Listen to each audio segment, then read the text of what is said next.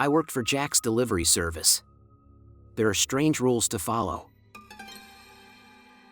When you hear the phrase express delivery service, you probably think of FedEx or maybe Amazon, right?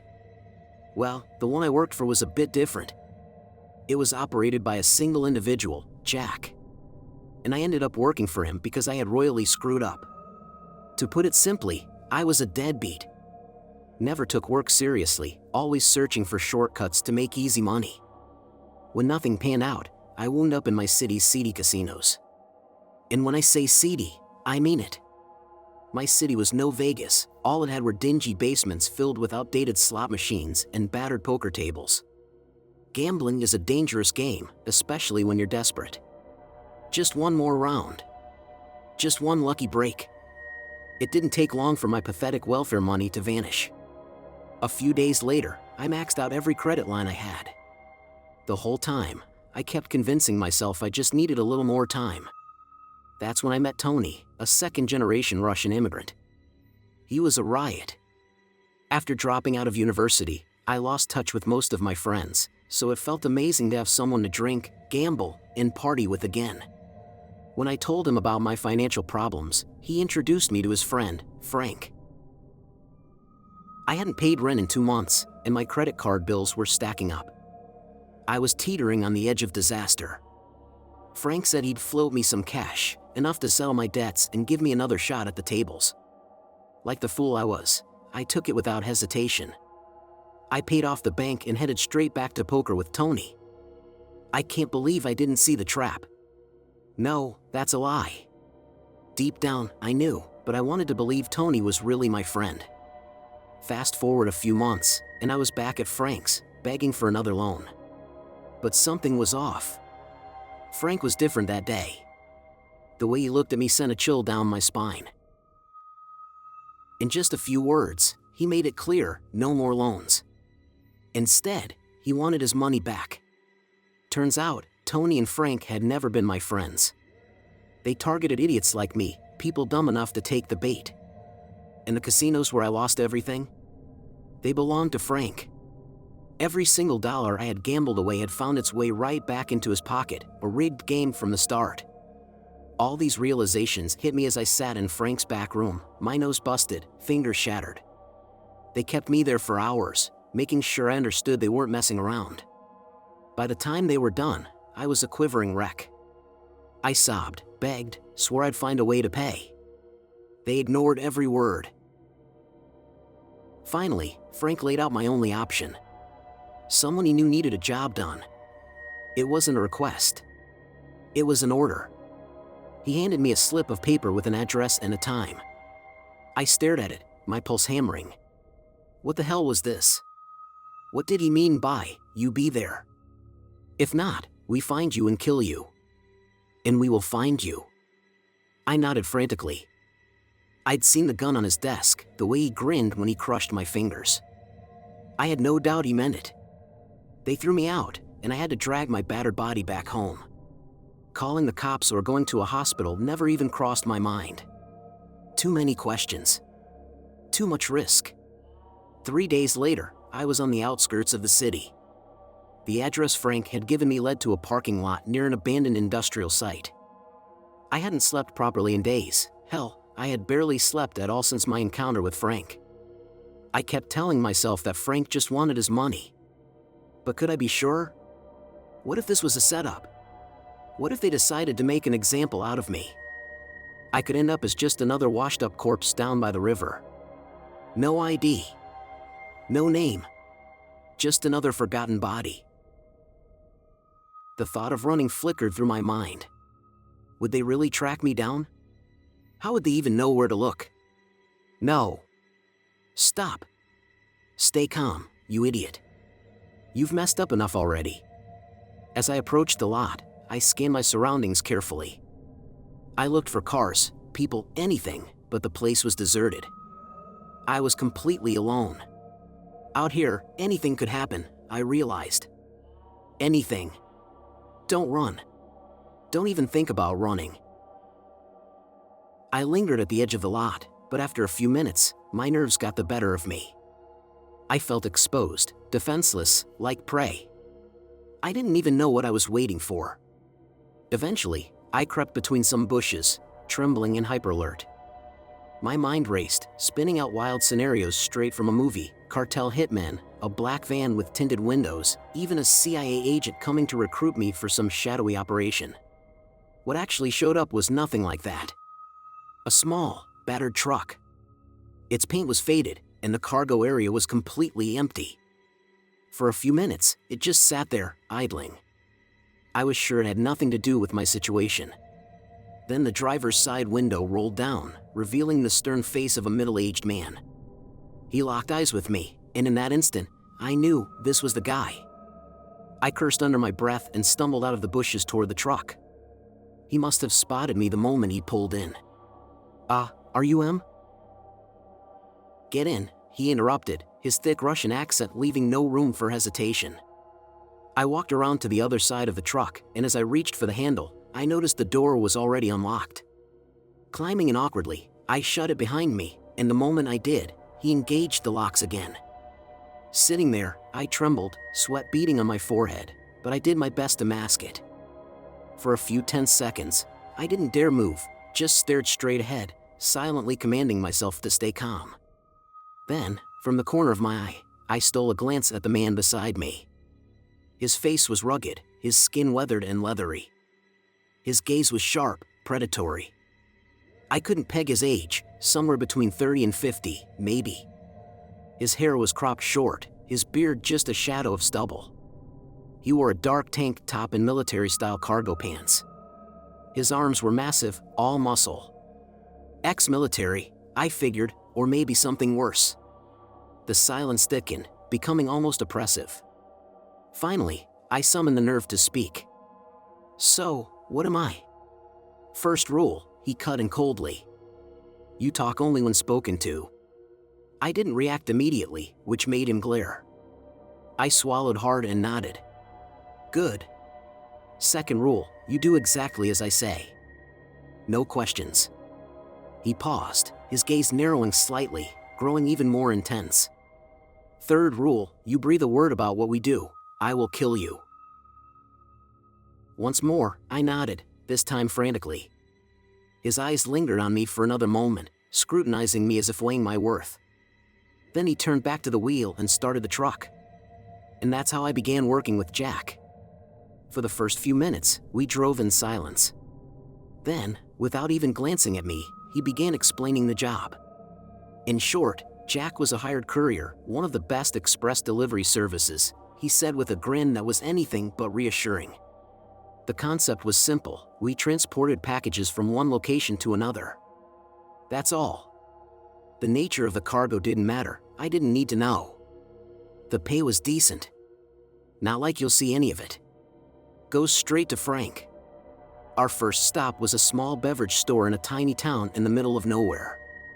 Jack pulled the truck to a stop and climbed out. When I tried to follow, he turned back. Stay put, he ordered. With that, he strode inside.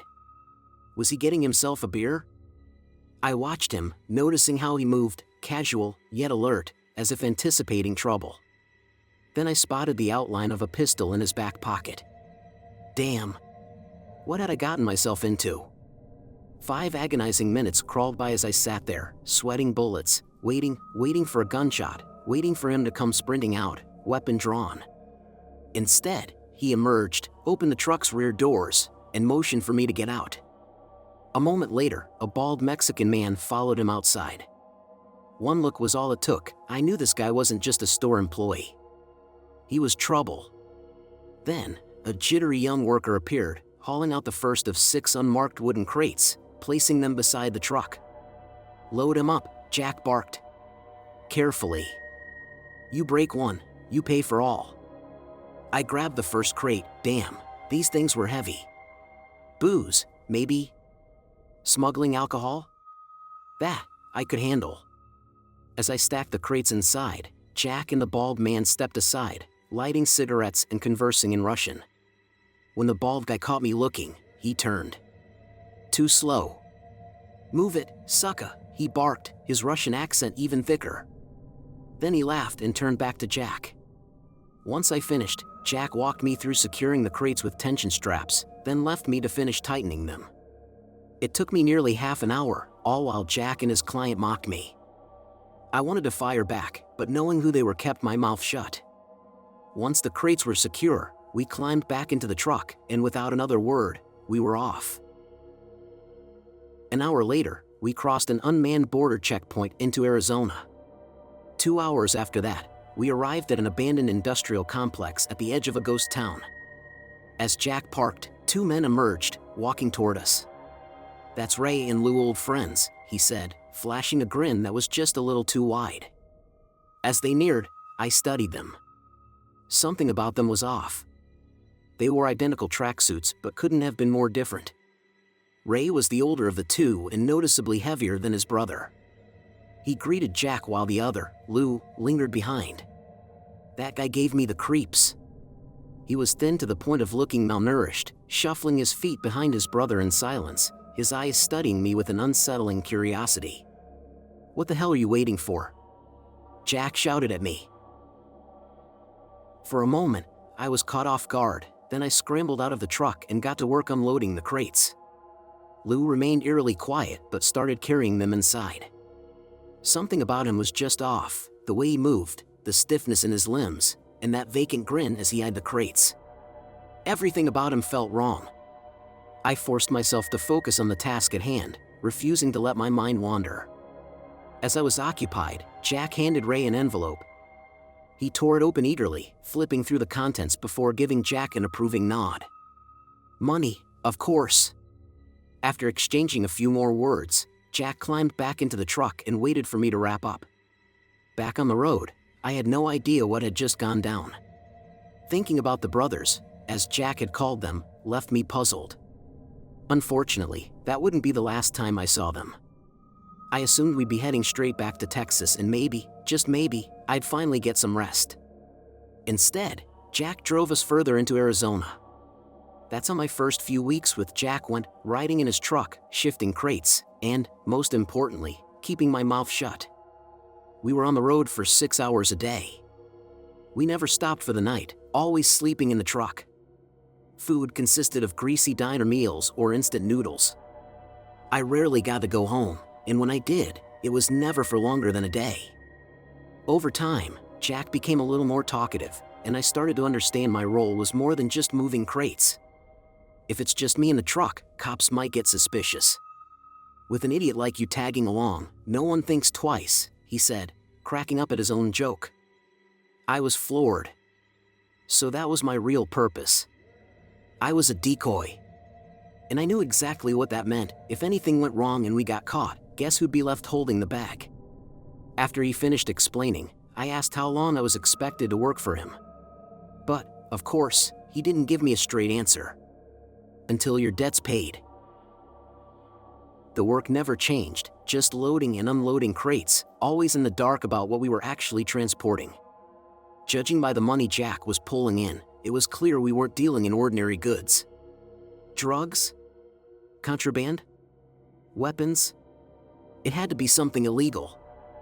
For 6 weeks, that was my life. A few times, I nearly dropped a crate, but I always caught myself in time. Maybe it was because of Jack's clients, all of them looked dangerous, and most were probably armed. The thought of taking a bullet was enough to keep me careful. The mistake I made was far worse than dropping a crate. Jack had stopped at a rest area on a New Mexico highway. It was past 2 in the morning, and he went inside to grab cigarettes and a snack. The moment he was gone, I got out of the truck. For the past half hour, I'd been hearing a crate shifting in the back. Either Jack hadn't noticed, or he didn't care. I thought about mentioning it, but he had a rule about keeping my mouth shut. I'd already taken a couple of punches for breaking it, so I kept quiet. Still, I worried about the cargo getting damaged or even falling off the truck. If that happened, I'd probably be blamed. Being the nervous wreck I was, I climbed into the back to check. One of the tension straps had come loose, causing a crate to slide. Our destination was only an hour or 2 away, but I didn't want to risk it. For all I knew, I was already in trouble for not securing it properly the first time. So I pushed the crate back in place and started refastening it. That's when someone called out to me in Spanish. My hands instantly went clammy, my heart hammering in my chest. I was about to tell them to back off when I turned and saw 2 police officers approaching. The color drained from my face, and my entire body stiffened. Damn it, you idiot. Keep it together. My mind raced. They must have seen me rummaging in the back of the truck, a beat-up old vehicle filled with unmarked crates. It didn't take a genius to know something wasn't right. Shit. Did they know we were smugglers? Everything's fine. Just checking to make sure the cargo is secure, I stammered, trying my best to keep my voice steady. They didn't respond right away. Instead, they just stood there, watching me. Then one of them spoke in Spanish. Only English or German, I managed to get out, barely keeping myself together. What are you transporting? One of them asked. My brain refused to work. What the hell was I supposed to say? I had no idea what was inside these crates. I didn't even know what they were usually used for. Was it alcohol? Construction materials? Machinery? With every second that passed, their suspicion grew. Just alcohol. Just alcohol, I blurted. One of the officers raised an eyebrow before smirking and translating my words to his colleague. They exchanged a few words, their eyes never leaving me. Oh God. Please, just leave. No, the same officer said, still smirking. He shoved me aside while his partner climbed into the truck, flashlight in hand, inspecting the crates one by one. I stood there frozen, powerless to stop them. How the hell had it come to this? You absolute fool. Just then, Jack emerged from behind the truck, cigarette dangling from his lips, stopping directly in front of me and the officer. What seems to be the issue, officer? He asked, flashing a relaxed smile. Who are you? The officer beside me asked, startled, his hand instinctively moving toward the holster on his hip. I'm the driver, Jack responded, unbothered. What's in the shipment? The officer inquired, his tone turning more serious. Jack replied in Spanish. The officer inside the truck paused and turned to face him, evident surprise flashing across his features. He asked another question, and I recognized the name of a cartel. Jack gave a slow nod, then moved toward the driver's seat with deliberate movements, ensuring his hands remained visible. He retrieved an envelope packed with cash and handed it over to the officers. They thumbed through the bills, nodded in approval, and walked away. Before I could fully process what had just happened, Jack swung and struck me in the face. A sharp explosion of pain shot through my nose as I hit the ground, blood filling my mouth with its metallic taste. Jack had hit me before, but never this hard. I gawked up at him, half expecting him to pull a gun and end it right there. Instead, he spat a string of curses in Russian. When I failed to respond, he repeated himself. Shut the back and get in, dumbass. Once I slid into the passenger seat, Jack tossed a filthy rag at me. Wipe yourself up. As I dabbed at my bleeding nose, he fired up the engine and pulled back onto the road. That's coming out of your pay. Listen to me, you don't touch a damn thing when we're in public, got it? I muttered something, nodding, bracing myself for another blow. His knuckles tightened around the steering wheel, his jaw clenched in fury. For a few minutes, he muttered curses under his breath before finally speaking again. Can't use that route anymore. They'll keep an eye out, bleed us dry. What the hell were you thinking? For a moment, I didn't know how to answer. I considered telling him the cops had asked me what was in the back, but decided to stick to the truth. I heard something shifting back there. Thought a crate had come loose. Didn't want anything getting damaged or falling out, so I climbed in to secure it. Jack studied me, assessing whether I was lying. Then he exhaled heavily. Okay. You're not completely useless. You had the right idea, but you're still a moron. Next time you hear something, you tell me. You don't go messing with things. If the cops ever figure out what we're really moving, we're done. Well, no kidding. If the authorities caught onto our smuggling operation, we'd be royally screwed. But at that point, I still had no idea what we were really transporting. 5 weeks later, I would find out. It was nighttime, and we were cruising through the back roads of Arizona, en route to the brothers.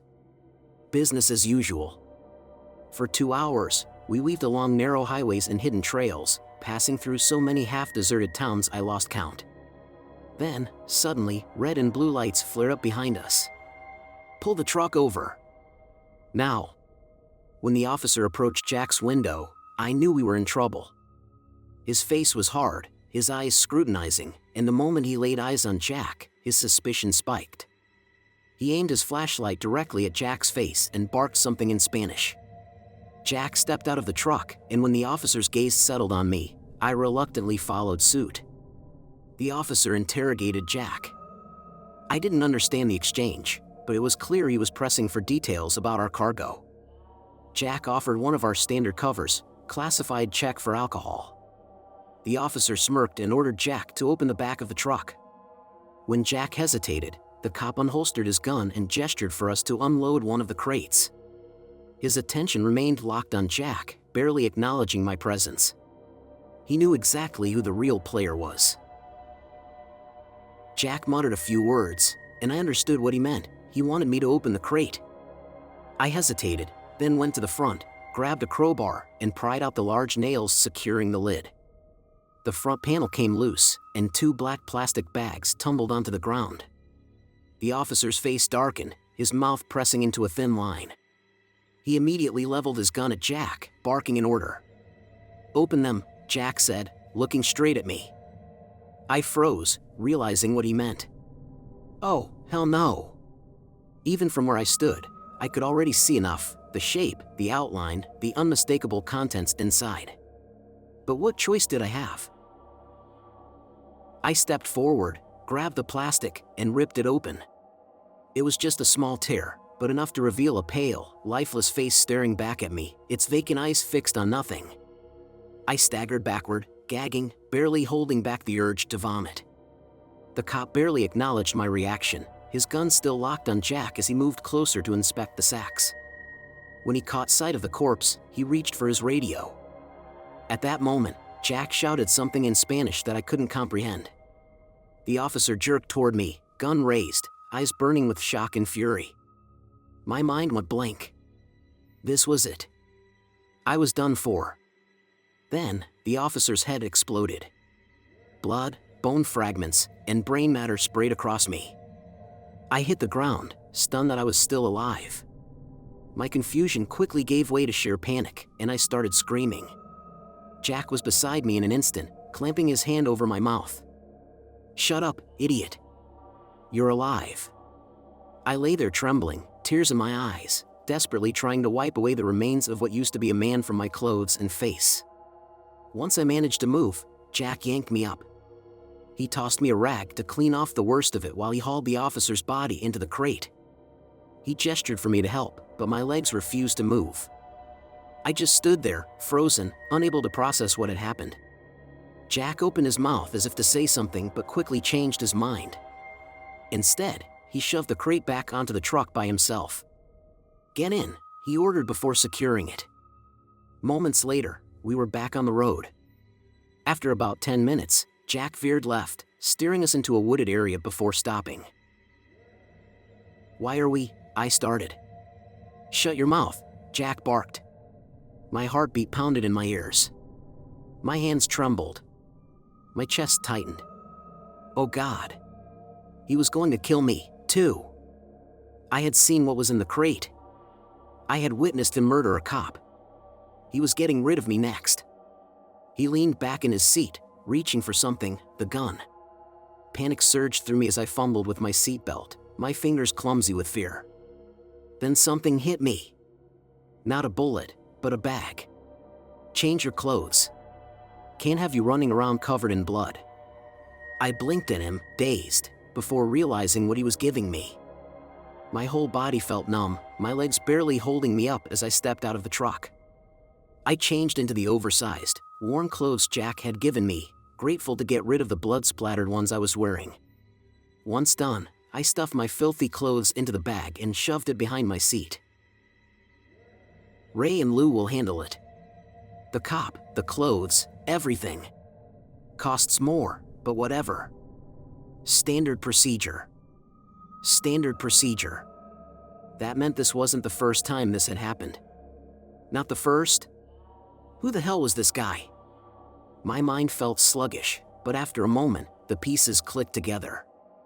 I was nothing more than a decoy. A distraction. Jack had been waiting for the perfect moment to shout something, forcing the officer to turn toward me, probably something like, "Yes, shoot him." If Jack had been even a second late, I would have been dead too. Pure dumb luck had kept me breathing. The others who had worked for him before, probably not so lucky. Standard procedure, he had said. Watching him now from the corner of my eye, I realized he wouldn't have cared if I had died back there. I thought I was just an alibi, someone to take the fall, but that was only part of the truth. If the situation demanded it, I was nothing more than a human shield. A wave of fury surged inside me, but what could I do? I couldn't speak up. I couldn't fight back. All I could do was sit there, fists clenched, rage simmering beneath my skin. God, I wanted to smash his face in, but I wouldn't stand a chance. My thoughts were interrupted when Jack finally spoke. Normally a safe route. No cops. Someone must have tipped them off. I got careless. My mistake. He hadn't apologized outright, and I doubted I'd ever hear the word sorry leave his lips. But the fact that he even admitted fault. After that, he started the truck again, and we continued in silence until we reached the brothers. Jack had been right.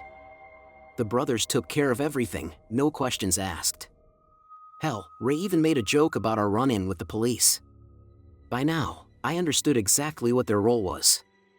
I could see the towering chimneys and the rusted furnaces. Out here, nobody would question what they were doing. As I hefted a crate, Lou's unsettling grin flashed through my mind. The memory of what I had seen that night churned my stomach, making me sick to my core.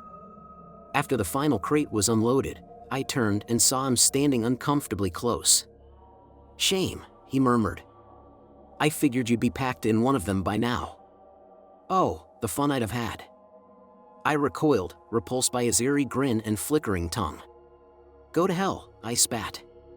He simply chuckled, keeping his gaze locked on me, grinning even as we left. "That guy's a damn freak," Jack muttered. "But he knows his work." Back on the road, Jack informed me that our next stop was Las Vegas. An old contact of his needed a speedy delivery. The drive would be long, but the payout was worth it. I stayed quiet. I already knew I wouldn't see a dime. That wasn't the worst part, though. Now that I knew what we were moving, I was an anxious wreck. Drugs or smuggled goods would have been bad enough, but this was something else entirely. What about me? What if his clients found out I knew? They'd put a bullet in my head, toss me in a crate, and that would be it. And Jack? Would he dispose of me eventually, too? For 2 weeks, paranoia consumed me. Every time the truck came to a stop, I thought, this is it. My time's up. But it never happened. Over time, I became desensitized to it all, the weapons, the crates, the horrors they contained. I guess I resigned myself to whatever fate awaited me. Eventually, I even picked up some Spanish and a little Navajo, just enough to understand Jack's conversations with clients and law enforcement. It was a job, after all. And, after a while, it just felt like any other. But it wouldn't stay that way. I had been working with Jack for 6 months when everything changed. We were on our way from Mexico to New Mexico. Jack didn't just work with the brothers, he had other contacts, people who specialized in body disposal. As Jack drove, and I mindlessly went through my Spanish lesson, a loud knock came from the back. At first, I thought I imagined it, but then came a heavy thud. I glanced at Jack. His face darkened. I had never seen him this furious. What was? Nothing, he snapped through gritted teeth. We drove in silence until Jack abruptly veered off the road. "Check it out," he ordered. At the back of the truck, the sounds were unmistakable. Something, or someone, was moving inside one of the crates. I even heard muffled pleas. My blood ran cold. I hurried back to Jack. "There's someone alive back there," I stammered. Jack cursed in Russian, spitting out the window. He sat motionless for a moment before pulling out his gun. I froze. He was going to handle it himself. At least, that's what I thought. Instead, he turned to me, extending the weapon. Wait, what? No. You can't mean. Jack's expression hardened. Do it. I stared at the gun, then back at him, unable to move. Take it, he bellowed. My hands shook as I reached for the gun and stumbled to the back of the truck. The muffled noises from inside intensified. Whoever was inside was pleading for their life. No. I can't. I can't do this. That's a human being in there. How can he expect me to? My breath hitched, my heart slamming against my ribs. The gun suddenly felt impossibly heavy. What's taking so damn long? Jack shouted. A moment later, I heard his footsteps approaching. I can't, I choked out, tears burning my cheeks. You have to, Jack replied, his Russian accent colder than ice. His face betrayed no emotion. No, I can't, I won't. Then you die. He said it like it was the most natural thing in the world. Sweat dripped down my forehead. How did I end up here? What the hell was I supposed to do? I wasn't a killer. This wasn't me. Fuck Jack. Fuck Frank. Fuck whoever was in that crate. Then Jack started counting. Dear friends, please do not forget to subscribe to the channel. I dream of 1,000 subscribers very much. What the hell was he doing? Memories of 6th grade Spanish flooded back. He was counting down. From 10. Oh, God. What do I do? What the hell do I do? Then, acting on sheer panic, without even thinking, I turned the gun on Jack. He smirked and stopped counting. You won't, he said, voice dripping with amusement. Not someone like you. Shut the fuck up. I screamed, my voice breaking. What now? You gonna shoot me? Take my truck and run? I stayed silent. I had no idea what I was doing. And Jack knew it. He chuckled, then took a step forward. Stop, or I'll shoot. My hands were clammy, my entire body quaking. Jack's grin only widened. You won't. I remained silent, willing my body to steady itself. Then I leveled the gun at his face. I won't kill that person in there. I'm no murderer. And you prove that how? By shooting me instead? A sharp, almost crazed laugh escaped me. If that's what it takes. I wanted to sound intimidating, but my voice barely rose above a whisper. Jack chuckled again before lunging at me. Panicked, I squeezed my eyes shut and pulled the trigger. The gun clicked. Nothing happened. I barely had time to react before Jack's fist smashed into my face. I woke up slumped in the passenger seat, my face throbbing with pain. Jesus. That guy hits like a wrecking ball. Truck. That's when everything came rushing back. What the fuck? I yelled, fumbling with my seatbelt, desperate to free myself. Calm down, Jack said coolly, shoving me back into the seat as he eased the truck to a stop at the roadside. What's going on? Why did you? It was a test. A test? What kind of? To see what kind of person you are. I gawked at him, utterly baffled. He exhaled, leaning back in his seat. There's enough darkness in this world. Enough people like me. This life, all of it, is rotten. I wanted to see what you'd do. Would you kill just because I ordered you to? That's why you gave me the gun. All of that was just? He nodded, and my stomach twisted. What if I had shot you? The gun was empty. You really are an idiot. A disbelieving laugh bubbled up in my throat, and to my surprise, Jack laughed too. He was right. I was an idiot. So what if I had done it? Then there'd be one more body in a crate. His voice was eerily matter-of-fact. What happened to? I started, but my words died in my throat when I saw his face. cold and unyielding, yet tinged with something else. Regret. I stayed with Jack for another 3 months. Not much changed between us. We spoke little, and I never really got to know him. Maybe he preferred it that way. Then, one day, he stopped the truck on a deserted Texas road. "Get out." I obeyed, stepping onto the dusty roadside. Jack followed. We were in the middle of nowhere. My pulse quickened.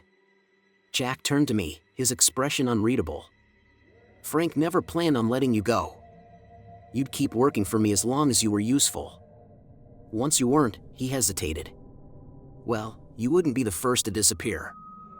I stiffened as he reached into his pocket. "Relax. If I wanted you dead, you'd be gone already." Instead of a gun, he pulled out an envelope and a folded piece of paper, thrusting them into my hands.